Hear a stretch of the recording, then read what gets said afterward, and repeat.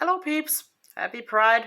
I know it's been a long time, but that also means that I'm actually investing a lot of time in writing the book and um, figuring out the logic of some parts of the book because I think I mentioned that there are like 3 or 4 people alternatingly who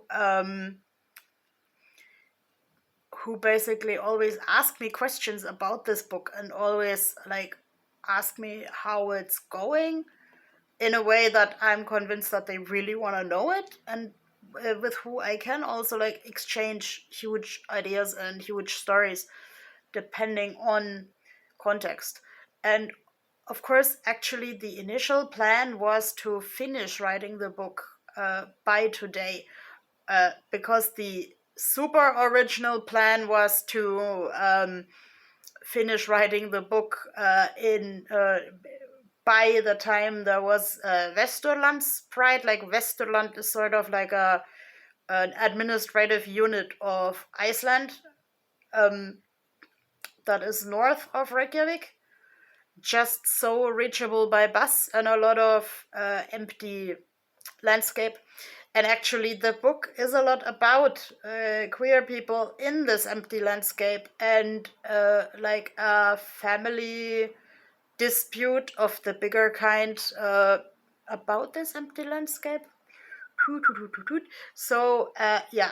But this Westerlands, West Iceland Pride was in the end of June, and fun to go there. I think I talked about it, and I bought this flower dress.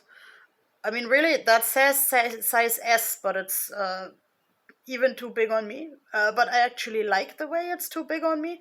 So I don't know how they measured this S, because I think we've been through this like mathematically. I'm obese, so but I really like this dress because it's so colorful, and I don't usually wear those feathers, but they come out of the closet like once per year. Um, because then I like decorating myself, because then all the people are colorful, and then like people even in the house say stuff like, and it's perfectly visible where you're going. And this is where I can start a conversation. Like, I mean, I don't need to tell my entire life story to everybody, but sometimes I need to tell people I identify as genderqueer, and I'm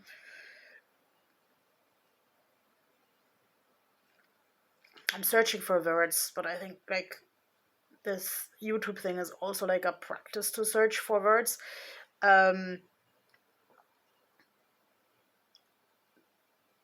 Because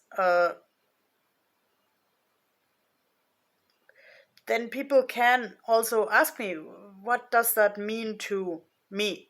Because like when someone else says they're genderqueer, then it may mean a totally different life reality. So I really want to have a conversation with people about different life realities, and like also see what is like beneath the decoration. Like this I think this thing is like more than 10 years old now, and it's losing more and more feathers every year. So actually, big thanks to the people who have to clean up the city after any sort of mass event.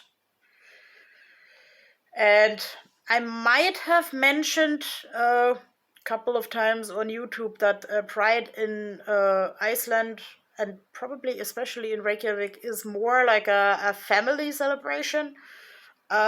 So let's say in recent years it has started by St. Halgrim's Church, like this really big church that looks like a rocket or something else, and ended in like a park that is like with really like beautiful flowers and something.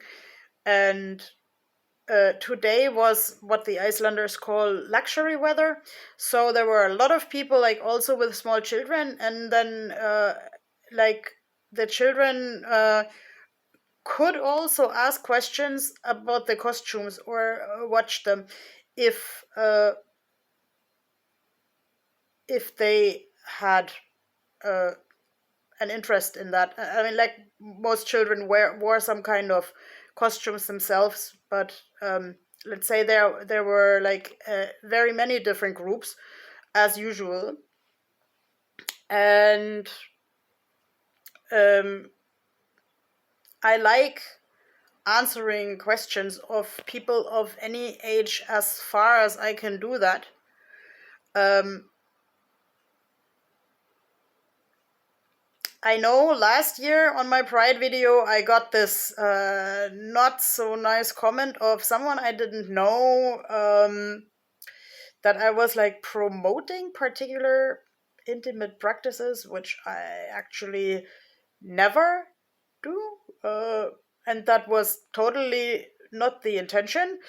Um, but really, I want to have a discussion with people, and today I also saw like how important this is, that like some uh, phenomena are being normalized. Like now it has become a tradition that uh, someone who I don't even know pushes me in the wheelchair with in the parade, because like I used to be able to walk longer stretches, but like now this is a safety issue, and I have asked like the administration of my Pride group before. Should I come with a walker or should I come with a wheelchair? Like technically, they even had a truck, but like on the truck, the people were standing, and that wouldn't have been safe. And then the person in charge said, "No, bring the wheelchair because you know how the wheelchair functions in the parade, and you don't know that with the walker." Which is a really good point. So I came with a wheelchair, and actually I figured out on the bus to the parade that it's how hard this is to balance the wheelchair without a counterweight, because yeah, I had to kind of go on foot to be faster with the wheelchair and to be able to load the wheelchair on the bus, because there we go again. Mathematically, I'm obese, so I can't swing myself randomly into the bus while I'm in the wheelchair, and I can't ask random other people to tilt this wheelchair to put it on the bus. So actually, there needs to be an arrangement in advance with the group I'm walking or rolling with, that there is someone pushing me. And I don't know in advance who that is, but it was a really nice, slightly older couple who had a kid in our group and friends in our group. And I mean, this was just such a lovely atmosphere, because like we were also supposed to draw signs on sticks, and then the people also carried the sign, because it was like kind of heavy, and I had painted my own sign the night before. So it was again like a really nice community event. And well, I still have to watch the news. They are starting in like an hour or so, because usually the parade is on the news. Um, so like I'm always interested in how many people came this year, and how let's say the social situation was, because last year there were like sorrily some incidences where um, violence occurred. uh, I haven't seen this with my own eyes, because when you are in the parade, you basically only see the float or people in front of you. And I actually found it really, really cool this year that, like, for the first time, as to my knowledge, people distributed earplugs. And Also, people asked me if it was okay to be directly behind the car with a wheelchair, because uh, like the trans and gender queer people, um, there is like growing awareness that many individuals with uh, like a trans or queer identity are also autistic. So thus like noise oversensitive.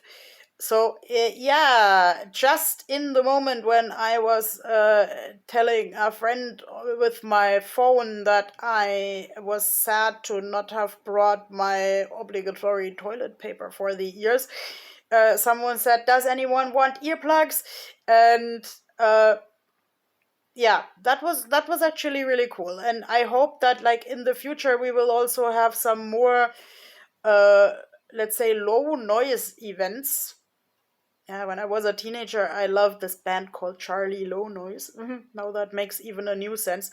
So I mean, like in such a parade, I know in advance it's noise, and I have to prepare myself for the noise too in some way. And I actually noticed after the parade how I came home and then suddenly started eating a lot, because the noise takes a lot of energy. And actually, these feathers are really itchy, so I won't have them around my neck for much longer. Um, but it was so lovely to see the people, and it was so lovely to like really meet someone else who helped me with the wheelchair on the way home and asked me if I was a painter. And then I said yes. Why? And then this person said, I have had a picture by you in my workplace for like 16 years.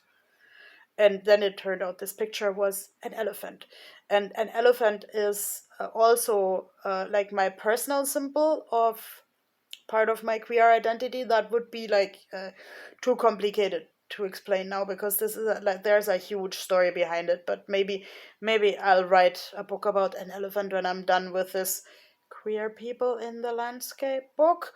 um so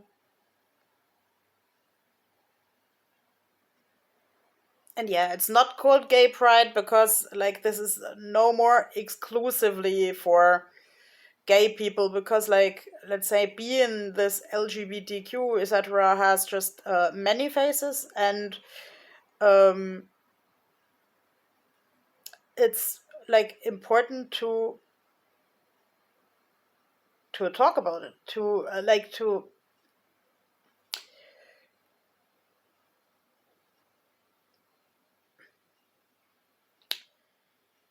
okay, it's not like I have to talk about it nonstop, but let's say if I um tell people um calmly that I am like a computer that you can start uh, in like three different systems. Like I always say, Windows Woman, Mac Man, and Linux Ladyboy. And when people start asking questions about this, and then we can really ask each other what effects does that have on daily life, then I've gained something, because then it's more normal, and then the people can be more relaxed around me, because they don't have to treat me any like they don't have the feeling they have to walk around me on eggshells. I hope that makes sense. um See you.